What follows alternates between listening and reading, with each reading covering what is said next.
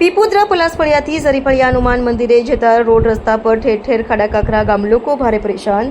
ધાનપુર તાલુકાના પીપોદરા પલાસફળિયાથી ઝરીફળિયા હનુમાન મંદિરે દર્શન કરવા જતો રસ્તો 5 વર્ષ પહેલા નવો બનાવવામાં આવ્યો હતો। આ રસ્તામાં હલકી કક્ષાની મેટલ અને હલકી ગુણવત્તાનો ડામર કોન્ટ્રાક્ટરે વાપર્યો છે, તેના કારણે ઠેર ઠેર કપચી મેટલના પથ્થર ઉખાડીને રોડ પર જોવા મળી રહ્યા છે। હલકી કક્ષાના રોડ બનાવી કોન્ટ્રાક્ટરે કર્યો લાખો રૂપિયાનો ગોલમાલ ઘોટાળો।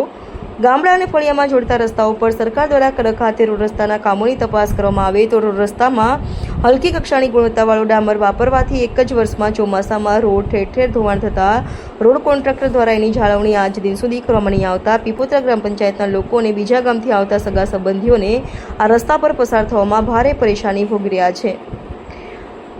વળાંકમાં ગાંડા ઝાડના ઝૂમથી ગ્રામજનો સગાવાલા, મામા, ફોઈયો, ફુવા પીપોદરા ગામમાં રોડ પર પસાર થતા ભારે પરેશાની ભોગવી રહ્યા છે। ભાંગેલા, તૂટેલા, ફૂટેલા રસ્તા પર ચાલતા લોકો ભારે કંટાળી ગયા છે। તેના કરતાં પહેલા વાત હતી તે બરાબર હતી તેમ જણાવી રહ્યા છે।